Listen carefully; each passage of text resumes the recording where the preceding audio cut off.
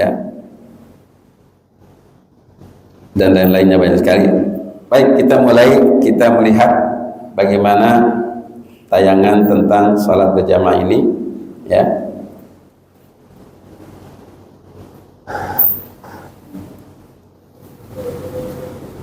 Hukum sholat wajib berjamaah 5 waktu di masjid adalah fardu ain atau wajib bagi setiap muslim laki-laki yang balik atau dewasa, kecuali karena Allah atau halangan semisal dingin yang sangat, hujan lebat, buang hujan, atau telah terhidangnya makanan. Di antara dalil-dalil atau hal-hal yang menunjukkan wajibnya sholat berjamaah adalah: pertama, Allah Subhanahu wa Ta'ala memerintahkan untuk mendirikannya sholat khauf, yaitu sholat tatkala dalam keadaan perang. Sholat khauf dilaksanakan secara berjamaah. Apabila dalam keadaan perang terkecam, sholat wajib tetap harus dilaksanakan secara berjamaah, maka terlebih lagi dalam keadaan aman atau tidak perang.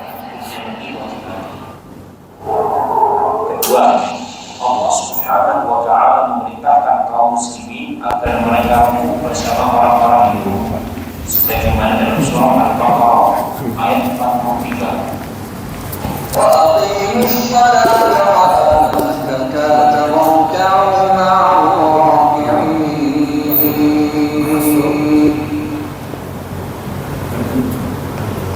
Kebanyakan para ulama mereka mengambil hukum dengan ayat ini tentang wajibnya sholat berjamaah. Hal ini dijelaskan dalam tafsir Ibnu Katsir.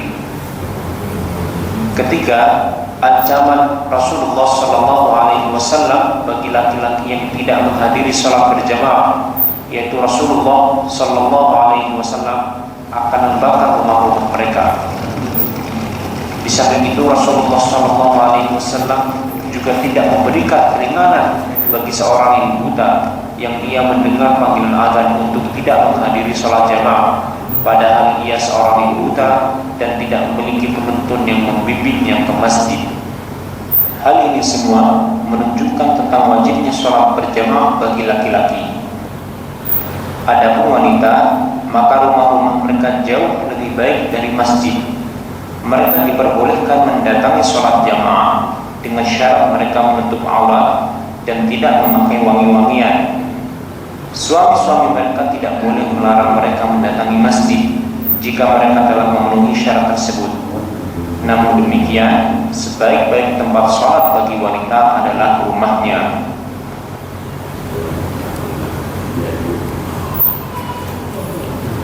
Ana perlu jelaskan tentang wanita melaksanakan salat di masjid. Para ulama sepakat, tadi sudah disampaikan sesungguhnya, tetap kewajiban kebaikan berjamaah itu berlaku bagi semua. Berlaku bagi semua, baik laki-laki maupun perempuan. Maka jika memang di masjid itu sudah difasilitasi bagi wanita untuk melaksanakan salat berjamaah dengan terpisahnya antara laki-laki dan perempuan tempat duduknya, bahkan kalau perlu ada tempat untuk mengganti pakaian, kan ada yang dari tempat kerja ya, dia ingin sholat di masjid, lalu masjid itu sudah menyediakan tempat ganti pakaian ya, dan sholat yang sudah memadai, tidak terlihat oleh laki-laki, maka lebih utama tetap di masjid bagi perempuan karena berjamaahnya tadi, berjamaahnya. Baik, lanjutkan.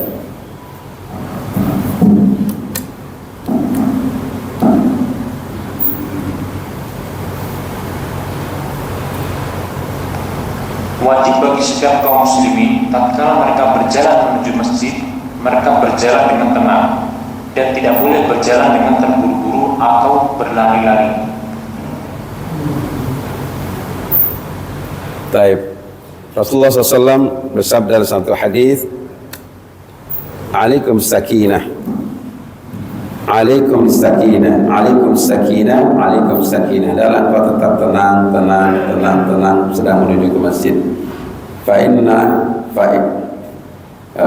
satu hadis, fi salatin, sesungguhnya ia dalam keadaan salat, sekalipun belum salat, dari rumah datang ke masjid, dia sudah berwudu dari rumahnya, maka dia dianggap salat, sudah dianggap salat berjalan dari rumah ke masjid sekalipun belum salat. Indahnya satu berjamaah, ya, dari rumah menuju ke masjid sudah dianggap salat. Fa innahum fi salatin, sungguhnya dalam keadaan salat. Maka tidak boleh di saat salat, di saat berjalan dari rumah menuju ke masjid tidak boleh isbaqul asabi', isbaqul asabi' dengan gini-gini atau melihat ke sana sini ke rumah-rumah orang, enggak boleh, haram. Apalagi kalau di situ yang kita lihat perempuan misalnya. Karena di saat kita berangkat dari rumah menuju ke masjid dalam tujuan untuk salat, maka sudah dianggap salat dia, subhanallah. Baik, ya. Maka jangan buru-buru, tergesa-gesa, jangan lari-lari, tapi juga jangan lambat banget gitu ya. Mentang-mentang alaikum sakinah adalah kali tetap dalam keadaan tenang, slow jalannya. Karena Nabi nyuruh pelan, sampai di masjid sudah selesai salat. Ya, yang wajar aja, yang wajar. Ya, dari anak jalan sama Pak Jojo, itulah jalannya kayak gitu. Jangan terlalu lambat, juga jangan terlalu cepat. Ya, Anda bisa bayangkan ketika sampai di masjid dengan kita berjalan tergopoh-gopoh sampai di masjid, Allahu Akbar, ngos-ngosan, alhamdulillah, enggak akan bisa khusyuk. Khusyuk itu penting di saat kita melaksanakan salat. Baik, kita lanjutkan. Allahumma ij'al fi qalbi nuran wa fi lisani nuran waj'al fi sam'i nuran waj'al fi basari nuran waj'al min khalfi nuran wa min amami nuran waj'al min fawqi nuran wa min tahti nuran Allahumma a'tini nuran. Insyaallah. Tatkala hendak masuk dalam masjid, maka dahulukan kaki kanan, kemudian bacalah doa, Allahumma iftah li abwaab rahmatik.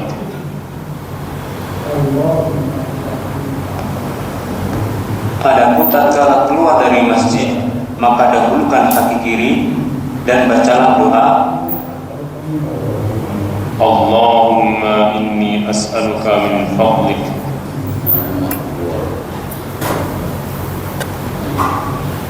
Baik, kita jelaskan tentang doa ketika masuk masjid dan ketika keluar dari masjid.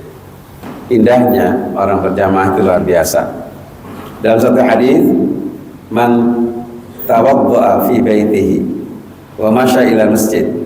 Barang siapa berwudu dari rumahnya dengan sempurna wudunya, kemudian berjalan ke masjid, fa innahu zairullah, sungguh dia sedang berkunjung kepada Allah. Kita datang ke masjid itu hakikatnya berkunjung kepada Allah. Ya. Fa haqqun 'alal mazur ay yukrima az-zair. Maka berhak bagi Allah yang dikunjungi untuk memuliakan orang yang berkunjung kepadanya. Allah akan memuliakan kita. Maka di saat kita datang ke masjid, rumah Allah, pemilik rumah Allah ini yang kita kunjungi, saat kita masuk ke masjid, apa kita baca? Allahumma iftahli abwaab rahmatik. Ya Allah, iftahli, bukalah untukku abwaab rahmatik, pintu-pintu rahmatmu dan ampunanmu bagiku. Subhanallah. Ya. Jadi saat kita masuk saja sudah minta sama Allah, ya Allah bukakan pintu rahmatmu dan ampunanmu untukku ya Allah. Bukalah pintu rahmatmu, ampunanmu. Subhanallah. Itu datang kepada Allah, berarti berkunjung kepada Allah.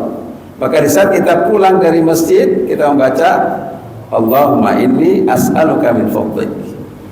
Selesai salat, lalu kita pulang, keluar dari masjid, Allahumma ya Allah inni as'aluka, sesungguhnya aku memohon kepadamu, meminta kepadamu, ya, min fadlik, dari karuniamu ya Allah. Karunia berupa rezeki, karunia berupa kesehatan, karunia segala macam setelah salat. Indahnya di saat salat kita datang saja, ya, sudah kita mulai, ya, menyapa Allah Subhanahu wa taala. Baik, kita lanjut. Wajib bagi imam untuk tidak memulai salatnya sampai shaf menjadi lurus, baik ia meluruskannya sendiri atau ia menyuruh orang lain untuk meluruskan shaf tersebut.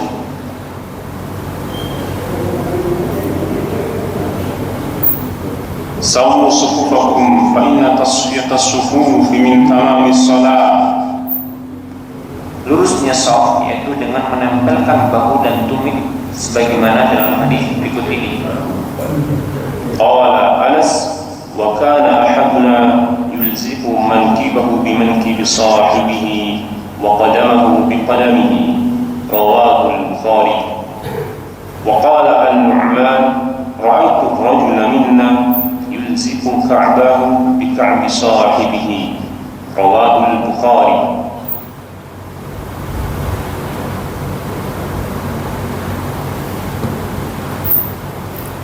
Baik. Tentang meluruskan saf sebelum salat ini penting, dan Rasulullah tidak pernah memulai salat kecuali saf sudah lurus. Maka Rasulullah menyampaikan ya sebelum melaksanakan salat kepada makmum, kepada sahabat Nabi SAW, sabbu sufufakum. Kalimatnya pakai sin bukan sa. Sabbu sufufakum fa inna taswiyatas sufuf min tamamis salat atau bil iqamatis salat. Sawu samakan, luruskan, samakan, luruskan. Sufufakum, saf kalian. Fa inna taswiyatas sufuf, sebenarnya samanya salat, samanya saf, samanya barisan rapat dan lurus ya, minta salat di antara kesempurnaan salat. Sempurna salat ketika kita bisa meluruskan dan merapatkan saf. Atau dalam hadis yang lain Rasulullah SAW menyatakan tarasu wa'tadilu, rapat dan luruskan. Tarasu wa'tadilu, rapatkan dan luruskan saf kalian.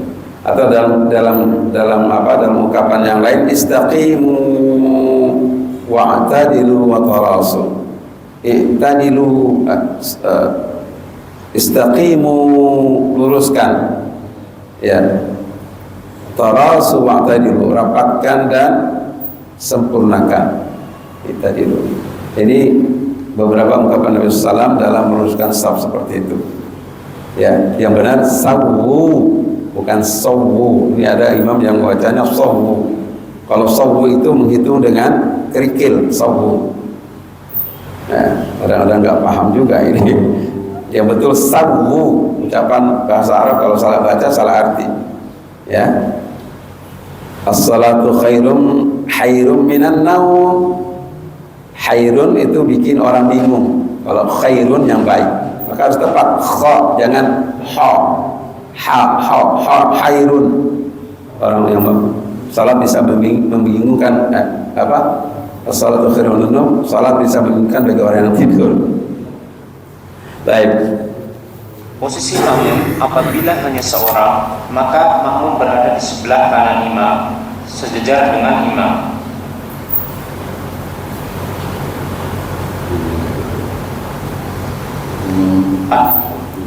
Baik, ini anak ingin jelaskan tentang bagaimana lurusnya saf. Kita minta pasukan siapa lagi? Ya, pasukan deh. Pasukan sini. Sama Pak Daulay ini deh, daripada nyender sini. Jadi rapat safnya itu betul-betul kalau bisa al-ka'b bil ka'b, al-ka'bu bil ka'bi, al-ka'bu ka'b, mata kaki dengan mata kaki nempel, al-ka'bu bil ka'bi ya, kalau bisa ya. Dan mangkibain, al-mangkibain, dua pundak dengan dua pundak. Coba Pak. Jadi nempel benar. Antum nyender ke anak nyender ke antum. Nyender apa nyender? Sampai gitu. Wa asnana bainal makmumaini, antara dua makmum saling menyandar. Anak nyandar ke sini, Pak Sugeng nyandar ke anak coba. Nah, saling menyandar, enak, indah. yang tadinya musuhan jadi baikan. Nggak mungkin saling nyandar-nyandaran kalau saling bermusuhan. Yang ada salat aja bisa musuhan. Tapi luar biasa dengan kita begini. Untuk bersandar, anak nyandar gitu. Atau kalau enggak, salah satu di antara ini, ya, salah satu ini enggak nempel enggak apa-apa. Atau kakinya enggak nempel, misalnya gini, ya. Tapi salah satunya ini harusnya nempel. Antara dua itu yang berjamaah, yang disebut berjamaah, nempel. Ya, entah kakinya atau bahunya atau kedua-duanya. Ini enggak, jarang. Ya, Nabi SAW mengajarkan itu. Nabi mengajarkan ini untuk kesempurnaan salat kita. Sempurna salat itu bukan hanya pahalanya, dari efek dari setiap perbuatan amal saleh kita akan berakibat pada amal saleh yang lainnya. Ya, ada efek. Ya, ketika kita melakukan amal saleh akan hadir amal saleh yang lainnya. Ya, dalam surah Ar-Rahman ayat 60, ya, al jazaa'ul ihsan ilal ihsan, tidaklah perbuatan baik itu kecuali akan melahirkan perbuatan baik lainnya. Amal saleh yang kita lakukan akan melahirkan amal-amal saleh lainnya. Semakin kita beramal saleh yang benar, ibadah kita, maka akan menghadirkan amal-amal saleh berikutnya. Subhanallah. Baik, jadi gitu ya. Jadi posisinya gini pasti akan lurus. Kalau ini enggak, gimana akan bisa lurus kayak gini? Baik, kita lanjutkan. Adapun jika makmum 2 orang atau lebih, maka berdiri di belakang imam.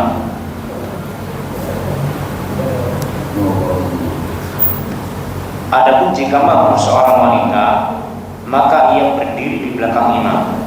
Sebagaimana sebuah hadis dari Anas bin Malik bahwasanya Rasulullah sallallahu alaihi wasallam pernah salat mengimami Anas dan ibunya atau bibinya, maka Anas berkata, "Faqamani an yaminihi wa aqama al-mar'ata khalfana." Rawahu Muslim.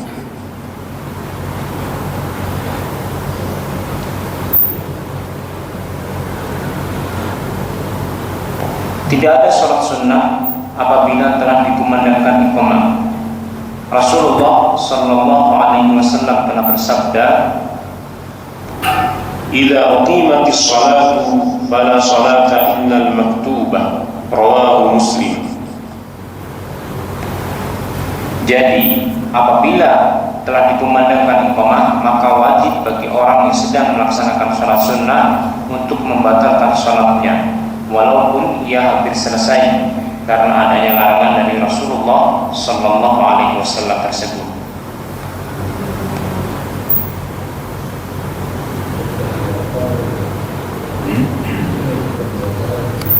Baik, ada beberapa catatan yang perlu Anda jelaskan mengenai salat shaf berjamaah tadi, ya, sebelum ke salat ketika iqamah sudah berkumandang tidak ada lagi salat. Ya, bagi salat contoh lagi deh, masukkan lagi bahasa pada oleh lagi pada oleh. Kayaknya perlu pada oleh lah sama Pak Sugeng. Masukkan. Tadi berdua seperti itu kalau berdua salat berjamaah. Ini harus nempelin antara, ya, ini berjamaah bertiga. Tapi kalau imam di depan, kalau bertiga ya, atau berdua, maka anak sholat di depan imam. Itu nempel tetap. Nah, ketika ada perempuan sholat, ya, maka di belakangnya seperti yang sudah dilakukan di belakang, bukan sebelah kanan, belakang persis, lurus, ya. Dan sholat berjamaah ini sering banyak terjadi ketika sholat ini udah penuh, sendirian sebelah sana atau sebelah sana, tengah, bukan di sebelah sana, bukan sebelah sana, tengah, ya, tengah. Ketika penuh, tengah lagi. Dan ketika kita masbuk datang, ya, lalu ada sholat di belakang, udah ada yang sholat 3-4 orang misalnya, maka kita lihat lebih dekat ke imam yang mana? Kalau misalnya ini kosong, ke sana udah penuh, jangan di sana. Di sini lebih dekat ke imam. Paham ya? Lebih dekat ke imam, itu yang afdal. Walaupun sebelah kiri, ini sebelah kanan semua habis baru ke sini. Enggak. Tengah. Kalau ada dua, ambil mana yang terdekat dengan imam? Sebelah kiri misalnya. Dekat dengan imam sebelah kanan. Terus begitu seterusnya sampai penuh. Ya, perempuan adalah di belakang. Walaupun sendirian, salat untuk perempuan di belakang. Maksudnya makmum sendirian, misalnya suami istri misalnya ya. Maka salat suami istri itu bukan sebelah kanan sana, di belakang persis kalau suami istri. Kalau bukan istrinya jauh ke sana. 3 saf lah, takut nyetrum.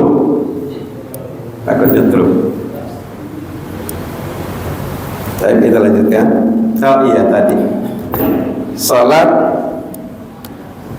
yang ketika iqamah sudah berkumandang. Ada yang sampaikan fa innal iqamata haqqun lil imam. Iqamah itu yang nyuruh untuk iqamah itu adalah hak imam, bukan jam. Hak imam, ketika imam yang ratib, imam tetap itu datang, atau yang biasa jadi imam, yang nyuruh dia, bukan jam. Jam itu hanya petunjuk saja, kapan mulai ini salat, boleh. Tapi yang menunjuk untuk jadi iqamah, yang menggunakan iqamah adalah imam. Tadi disentuhkan, imam ngasih aba-aba, iqamah. Maka yang iqamah, ya siapapun boleh, tidak hanya yang adzan tadi, siapapun boleh, diperintahkan oleh imam. Lalu untuk yang berdiri melaksanakan kewajiban ya salat dengan setelah iqamah. Ketika kita sedang salat, iqamah berkumandang, lihat kondisinya. Kalau tinggal sudah sujud, lalu duduk di antara 2 sujud, iqamah, kemudian sujud sekali lagi, kemudian tahiyat, itu masih bisa, karena bisa kekejar, dipercepat suatu gerakannya, ya sekali saja bacaannya misalnya agar dipercepat. Tapi kalau masih baru ruku, baru i'tidal, batalin. Apalagi dari saf pertama, ya dari rakaat pertama. Jangan dilanjutin terus ketika qomah. Allahu akbar, udah berhenti aja. Jangan dilanjutin. Ya, hadis Nabi SAW itu, "Idza uqimatus shalah", jika iqamah sudah dikumandangkan, fala salata illal maktubah, tidak ada salat kecuali salat maktubah, salat wajib. Nah, hadis ini yang menunjukkan bahwa tidak ada salat ketika iqamah sudah berlangsung kecuali salat wajib. Baik, Bapak Ibu sekalian yang Allah Subhanahu wa taala, bahasan kita mungkin sampai di sini.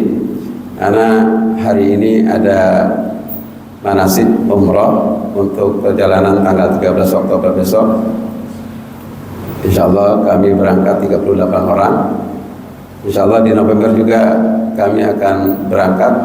Masih ada kuota kalau yang mau ikut di 25 November ya dengan Garuda. Kalau sekarang dengan SV Saudi Airlines. Juga tanggal 16 Desember dan tanggal 23 Desember. Insyaallah kami juga akan berangkat juga. Insyaallah tiap bulan berarti berangkat ya untuk membawa jamaah untuk umrah. Bagi yang berkeinginan dan Allah mudahkan rezekinya, ya, yang terbaik adalah perjalanan ke sana. Ya, bagaimana tidak?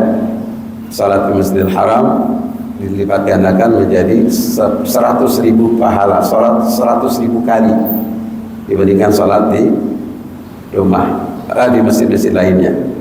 Ya, atau bayangkan berjamaah, ya 100.000 lagi pahalanya, ya. Jika memang diizinkan Allah Subhanahu wa taala untuk bisa melaksanakan ibadah umrah, kenapa tidak kita segera untuk melaksanakannya. Baik, ini yang dapat saya sampaikan untuk pagi ini. Tolong ingatkan baru saf ya, mengikuti imam, gerakan imam ini belum kita bahas.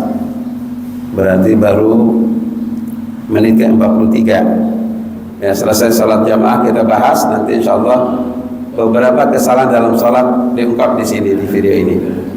Adakah kita termasuk bagian itu?